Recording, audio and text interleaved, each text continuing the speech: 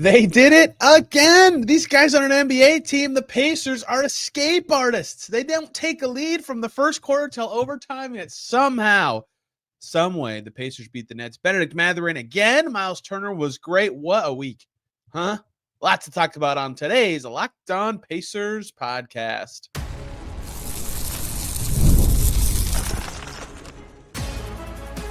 You are Locked On Pacers, your daily Indiana Pacers podcast, part of the Locked On Podcast Network, your team every day. What up, y'all? Happy Friday. Congrats, you made it through the week, and welcome into another edition of the Locked On Pacers podcast, where we, of course, talk about the Indiana Pacers. As always, my name's Tony East. I cover the team for Forbes, and today, what is happening? What is the last week plus a few days, honestly, of Pacers basketball? The Bucks, the Nets, the Timberwolves, the Mavs, they are escaping these games, and they do it again against Brooklyn Thursday night. It takes overtime to do it. The Pacers were winning 22-21. They were not winning again until overtime, and yet when the final buzzer sounded, they were ahead. What a game. Bennedict Mathurin was sensational again. Myles Turner stepped up in a major way. There was a fracas that might impact the next version of Pacers Nets, and we're going to talk about the week-ish plus that's been for the Pacers. This win was different-ish to me than some of these other ones of late, because there wasn't like a heroic shot late like there was against Milwaukee and Minnesota and sort of Dallas. Well, really, yes, Dallas. There wasn't one of those, right? This one, like Dallas, had a heroic final minute, right? Once again, the Pacers were behind with about a little over a minute to go this time. A minute and 6 seconds to go. It was 99-98 Nets, and then perfect play from the Pacers the rest of the way, right? TJ McConnell draws a foul on D'Angelo Russell, and that one came from the Nets doubling Ben Mathurin, which we will talk a lot about him again in the second segment. Pacers move the ball under to McConnell. He sinks both free throws. Pacers get the stop. Siakam then gets fouled. Pacers get another stop. McConnell gets fouled again. And that stop I just described, I'm glossing over on purpose. Many of you remember it as the Myles Turner block. We got to talk about that, playing him later. And then they sink 2 more free throws and put the game away at that point. They were great in the final minute at the foul line, and it was all undramatic at the final seconds, but the game itself was crazy again. But the main reason this one felt a little different to me than the rest of their crazy wins is this game actually felt the most to me like the Sixers game from last Friday, of the ones the Pacers have played of late. And late in this game, the Pacers needed some juice and got it from that fracas that we talked about with 4 minutes and 48 seconds to go, down 5. But this game felt like the Pacers beating themselves more than any of the rest, right? The Bucks win, the Pacers were healthier. They had all their star players, and they outlasted a good team and had a heroic Tyrese Haliburton shot. The Minnesota win, the Pacers were very shorthanded and played very well and won. And then the Dallas game, they were good in the first half, weren't good in the second half, but squeaked it out. In this one, they were not playing well at all. And it's so weird when these games happen where they're playing down to their competition. People keep pointing to effort. Oh, they're not trying. Where's the effort? This is the second straight game against one of these teams. This one in Philly last week. I guess Dallas too, but they are better than both of those teams right now, where people keep pointing about effort. And I'm like, it's not effort. They're just missing everything and turning it over like freaking crazy, man. And they deserve blame for those things. Those are very bad things to do in a basketball game. You should try to make shots and not turn the ball over. But that is how the Pacers actually won the game, is they stopped beating themselves. Holy moly, the turnovers were like shocking in this game for the Pacers. 6 for Nembhard, 4 for Siakam, 3 for Mathurin, 3 for Turner, 2 for Nesmith, 2 for McConnell, 1 from Jarris Walker, 1 from Toppin. 22 turnovers for the Pacers in this game.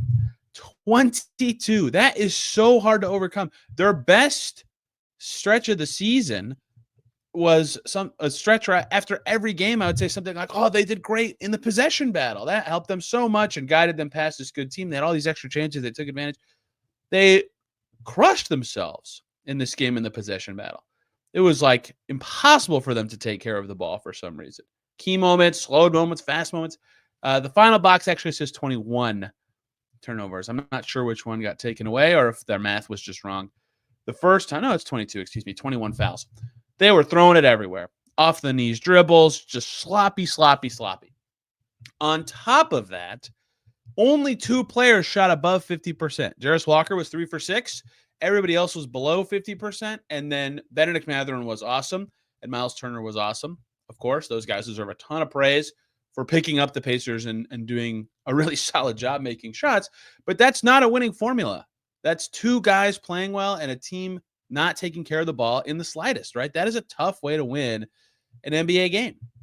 They had to get over beating themselves. They had to get more scoring from other players. They had to find better ball movement, and they had to stop turning the ball over. Or I thought they were going to lose because, yeah, their defense kept improving throughout the game, right? Brooklyn's scoring went 28, 24, 19, 20 in quarters. Pacers defense cleaned it up, right? That's good.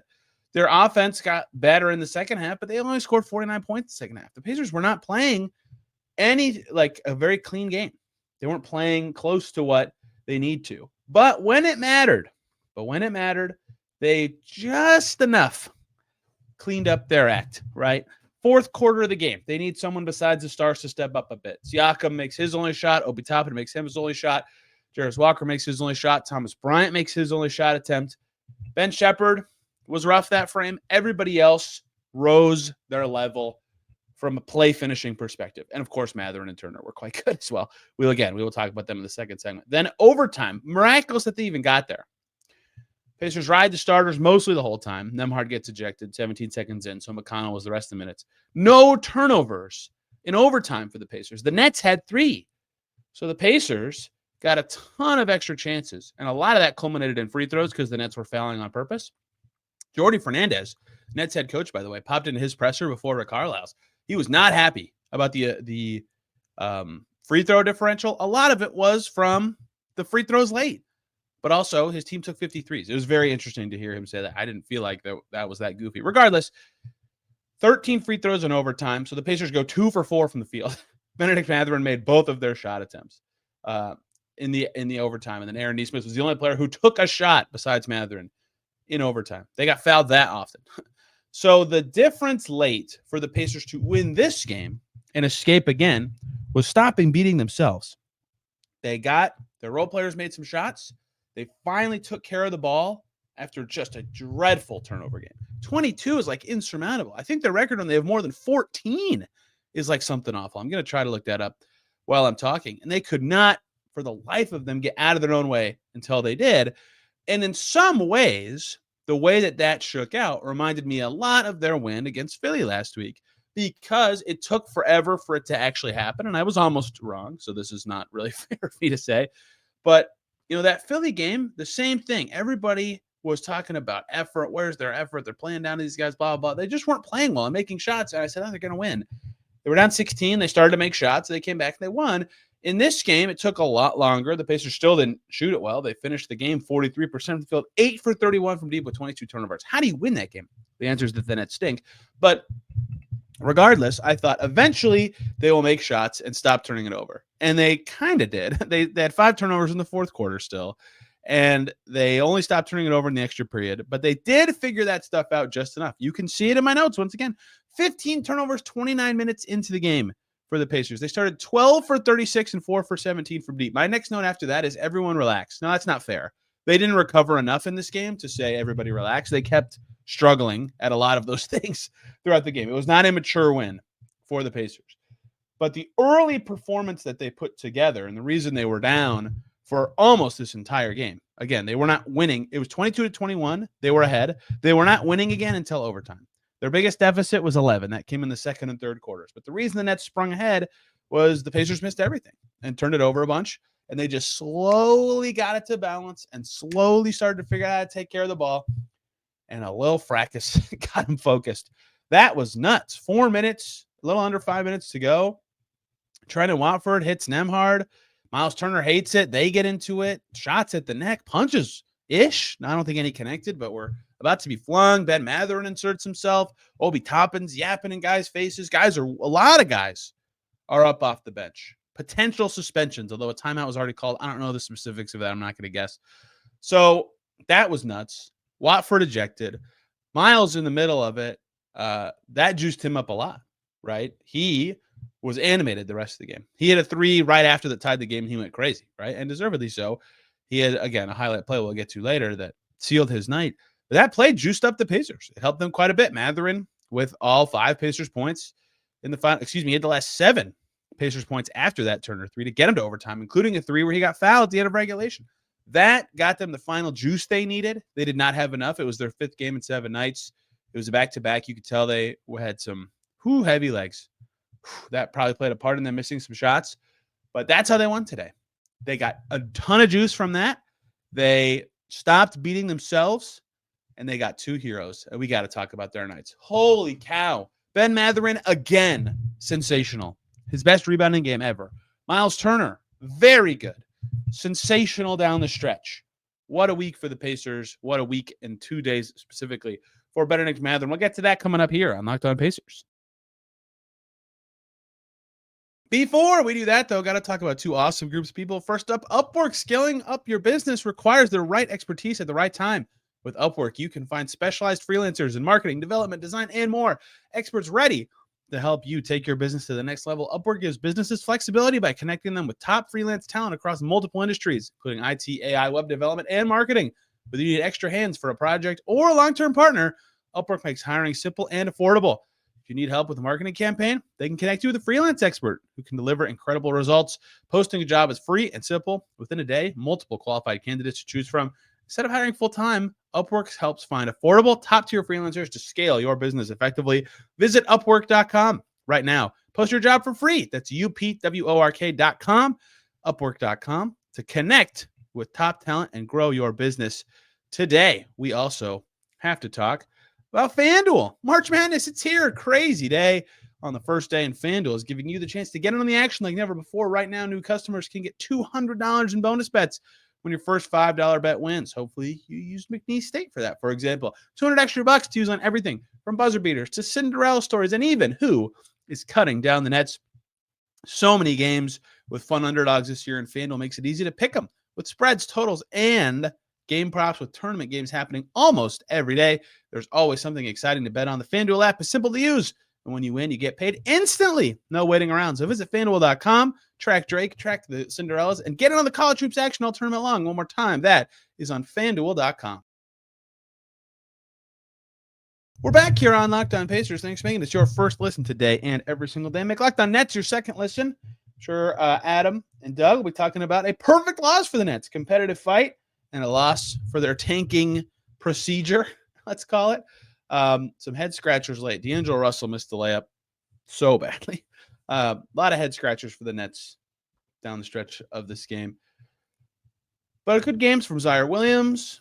Good game from Trendon Watford until the ejection. Daron Sharp always plays well against the Pacers. Noah Clowney was looking good until he wasn't, but that's what they want. They want their young guys to play a lot and play intense games, and losing is good for them right now, as stupid as that is to say. In the NBA, Pacers get this win. Bennedict Mathurin, oh my God. What a 2-day stretch he had. Talked about him for almost a full segment yesterday. I won't do that today, although I could. He was just as good. Insane game again from him. 10 for 17. 2 for 4 from deep. Him and Turner were the only good shooters tonight.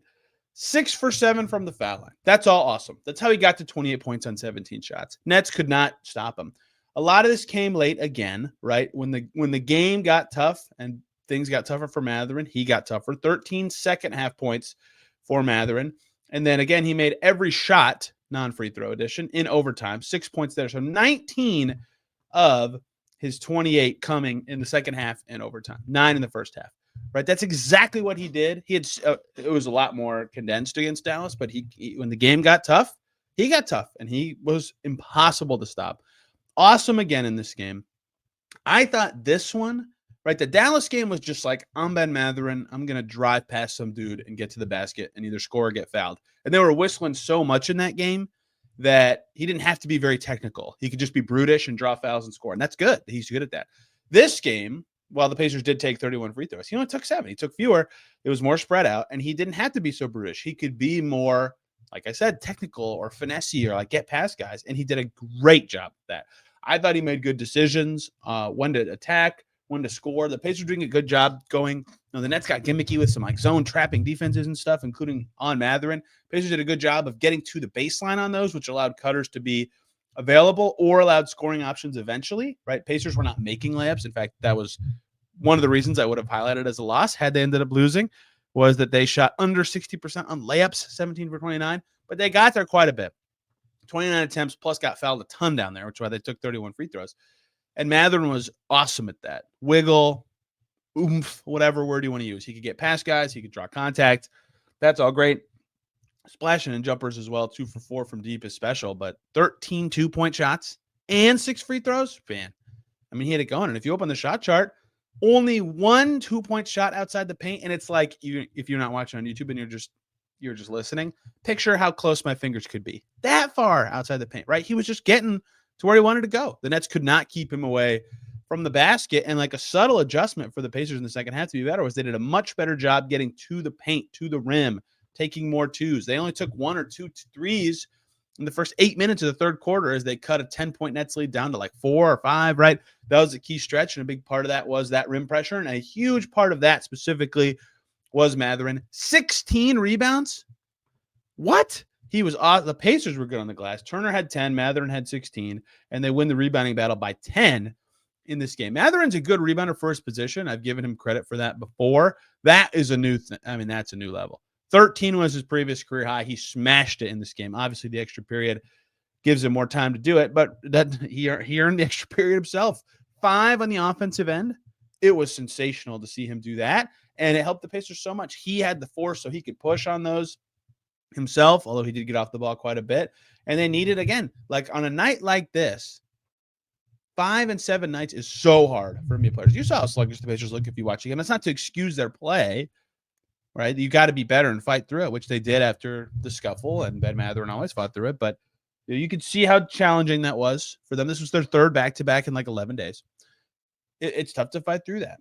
And Mathurin did. And they needed someone to help them on the glass. Turner stepped up. Rick Carlisle challenged him to do it. And Mathurin absolutely stepped up. Those two almost half the Pacers' points and 26 of their 57 rebounds. Not quite half, but close-ish. Mathurin was awesome. Again, the Nets had no answers for him. Myles Turner was also awesome. Myles Turner, 6 for 6 on twos, including a nasty poster dunk, some nice finishes around the basket, 2 for 5 from deep. Pacers made 8 threes. 4 of them were from the two guys I'm talking about right now. Everybody else besides those two shot 33% or worse from deep.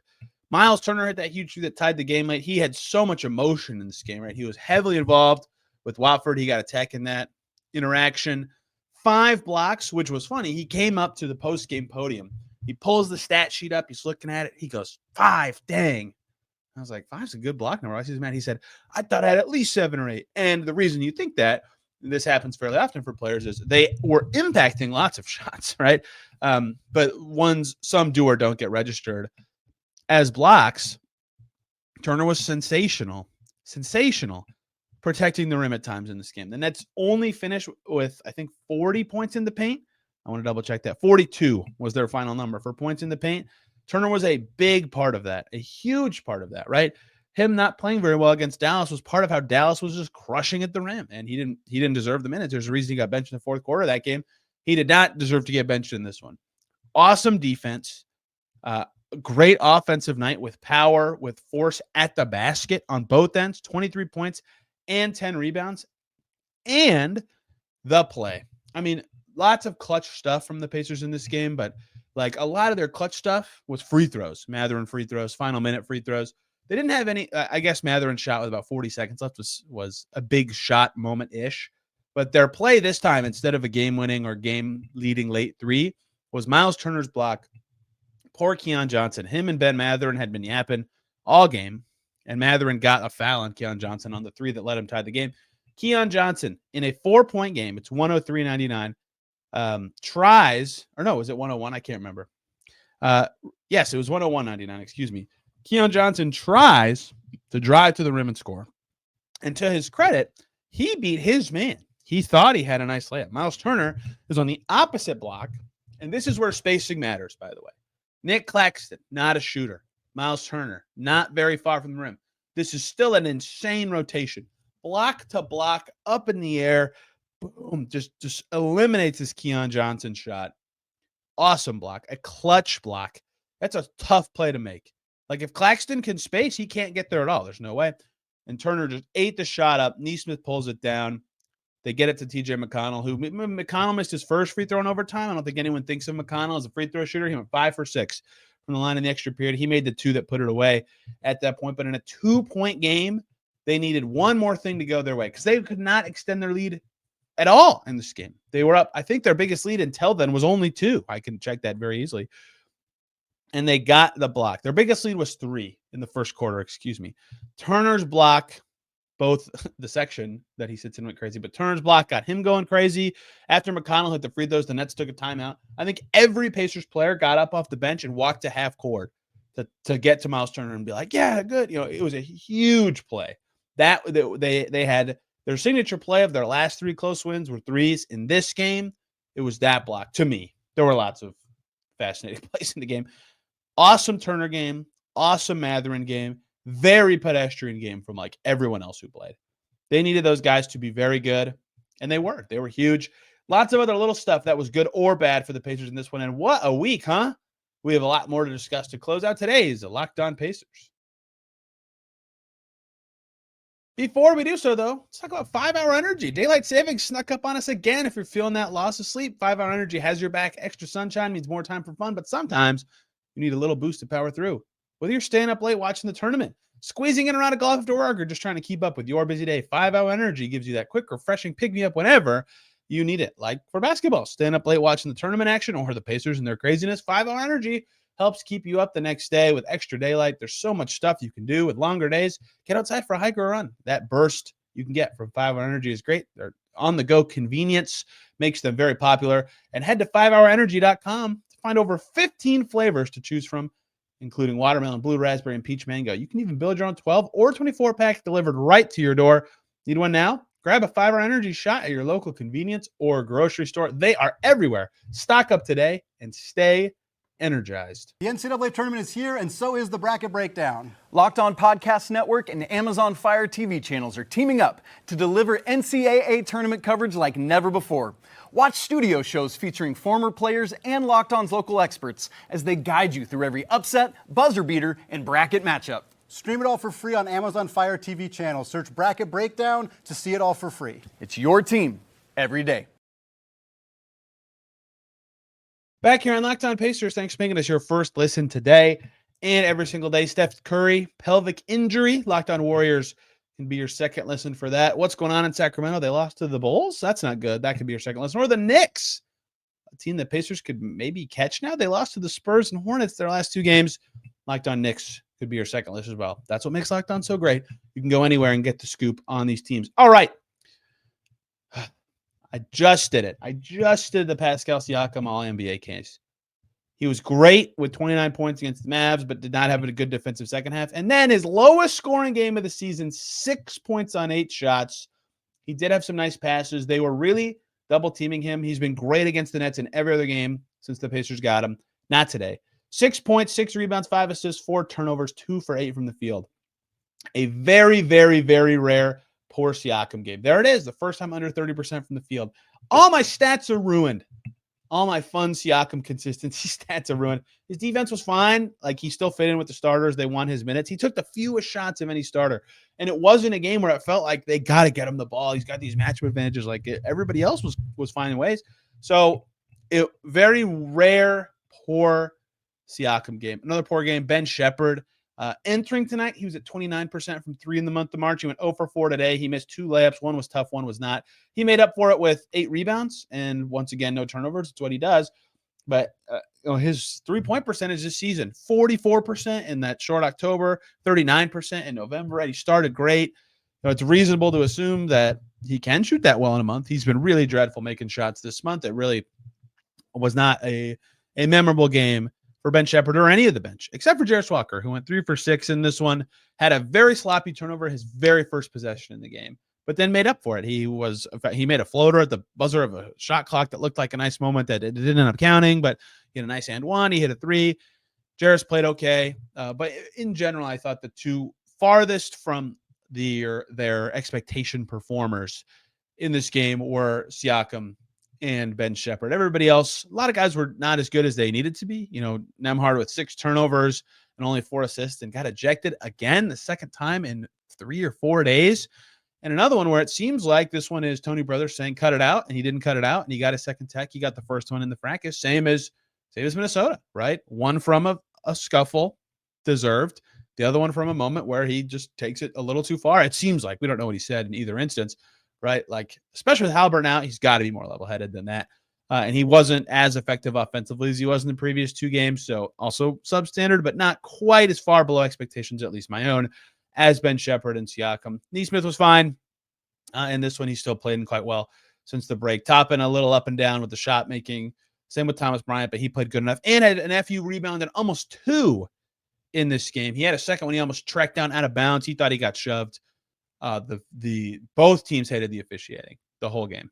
Tony Brothers was the crew chief. A lot of Tony chants from fans, which was very confusing for me. A guy behind me by 3 rows yelled, "Tony, that's terrible," after Andrew Nembhard's first foul of overtime. And I thought it was directed at me. I actually turned around and looked, and I was like, oh, yeah, I'm an idiot. But regardless, you knew it was a game that they didn't like the officiating because of how tensions kept rising. It was not ever really under control.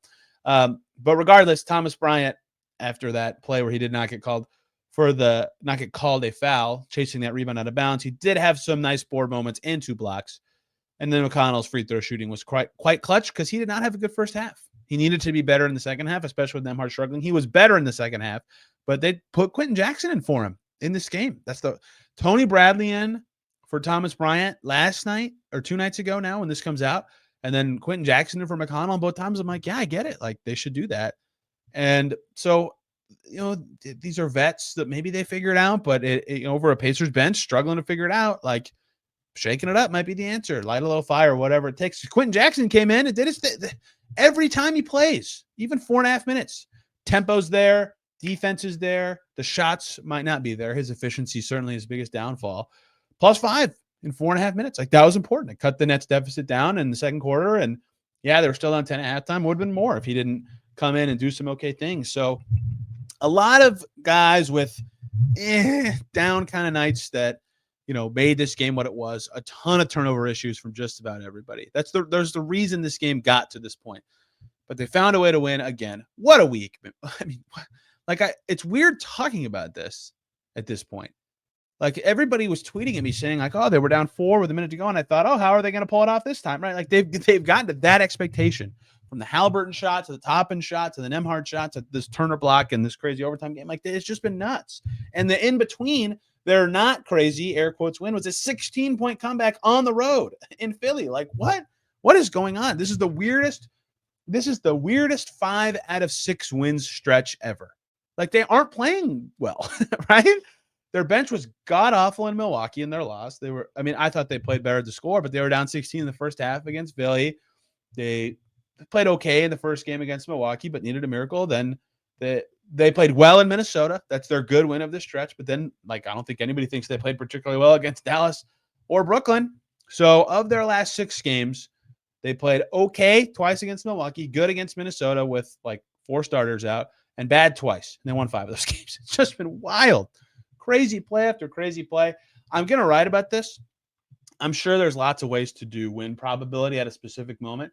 I would wager this week, since Monday, since they're winning against Minnesota, that they're probably at from their worst win. I don't love these models, but from their very lowest point of these models in the fourth quarter of their last 3 games, they probably have a 1 in 20,000 chance of going 3-0.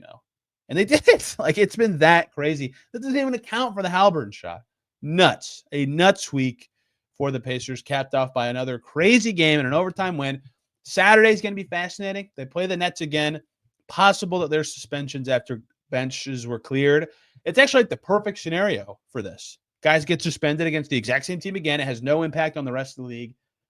We'll see what happens there, but they got to play better. The Nets are scrappy. Cam Johnson might be back. He was resting in this one. If he played, the Pacers probably would have lost. They got to play much better on Saturday, and then keep it rolling next week when they have better opponents. But so far, so good. They stay in 4th. Bucks smoked the very resting Los Angeles Lakers, and Cade Cunningham hit a buzzer beater last night. So very little ground gained as the Pacers keep winning in a crazy, crazy week of NBA games. Remember normal basketball games? I do not. Maybe we'll see you on Saturday. That's when your next podcast will come after the next round of Pacers Nets.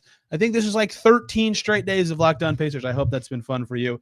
It has been fun for me. We'll see you guys after that game. You can find me on Twitter and Blue Sky at Tony Arice. This podcast has a Twitter page. It is at Locked On Pacers. Hope you guys enjoyed this one. You can find me in those places. Thank you for listening. Have a wonderful weekend. If you catch me in the middle on Saturday, that'd be great. Till then, everybody, have a wonderful day.